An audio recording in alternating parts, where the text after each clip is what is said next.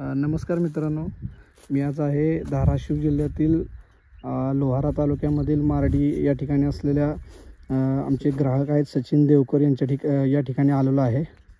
त्यांनी कृषी प्रदर्शन 2024 किसान जे एक्झिबिशन आहे तिथे त्यांनी आपला नांगर बुकिंग केला होता। त्या नांगराच्या इन्स्टॉलेशनसाठी या ठिकाणी आलेलो आहे। तर आपण त्यांच्याकडून थोडी प्रतिक्रिया जाणून घेऊया आपल्या नांगराचा परफॉर्मन्स किंवा नांगराच्या क्वालिटीबद्दल। तुमचं नाव माहिती सांगा तुम्ही। माझं नाव सचिन देवकर, गाव मारडी, तालुका लोहारा, जिल्हा धाराशिव। मी पुण्याला आलो होतो कृषी प्रदर्शनामध्ये। तिथं हा नांगर भूदेव कंपनीचा बघून मी बुकिंग केला तिथं। त्याच्या अगोदर साधा नांगर वापरत होतो मी। त्या साध्या नांगरामध्ये रान व्यवस्थित पलटी मारत नव्हतं। त्या नांगरामुळं रान पूर्ण पालतं पडते आणि हे तुरीच्या रानाला तर खूप त्रास होत होता आम्हाला। किती भरत होता नांगर आणि खाली उतरून परत तुरीचं दसकट काढावं लागत होते आम्हाला। ऊसाच्या पाचटीत तसंच, ऊसाचे रान नांगरताना पाचट भरून नांगरतो, पहिल्याचे लागत नव्हते साधे नांगर खटक्याचे। हा नांगर एकदम व्यवस्थित चालतो, खाली उतरायची सुद्धा गरज नाही आणि पलटी खोडके एकदम व्यवस्थित मारतात। रान दुसरी त्या नांगरापेक्षा एकदम व्यवस्थित आणि चांगलं धरतं नांगर। हा डिझेलची बचत होते माझी। मित्रांनो, यांचा ट्रॅक्टर आहे 60 HP मध्ये CRDI मॉडेल आहे।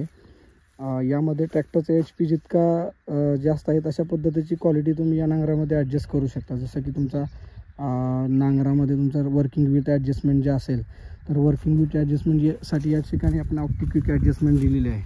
या ठिकाणी तुम्ही बघू शकता ट्रॅक्टर HPनुसार ऑप्टिक क्विक ॲडजस्टमेंटच्या मदतीने तुम्ही इथं नांगराची वर्किंग विथ ॲडजस्ट करू शकता। वर्किंग डेप्थसुद्धा या ठिकाणी ॲडजस्ट करू शकता या सेटिंगवरती।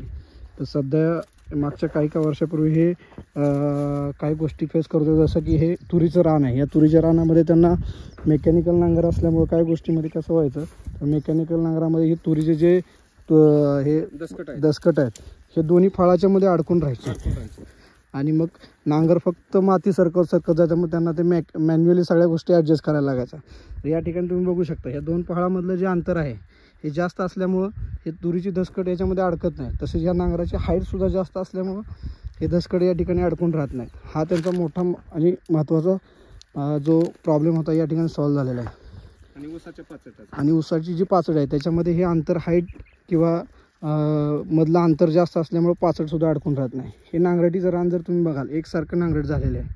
हे तुरीची डसकट जे आहेत पहिल्याच्या नांगराने खाली अडकत होते अर्धे, बरोबर। आणि या नांगराची जे तुम्ही बघा ही दसकट पूर्णपणे एक साईडला बाजूला पडलेली आहेत किंवा या चाकोरीमध्ये सुद्धा मी बघा मागं ढेकळ नाही किंवा दसकट मागं या ठिकाणी आलेलं आहे। जसं की तुमचं हे स्ट्रेट दिसतंय नांगरटीचं जी लाईन आहे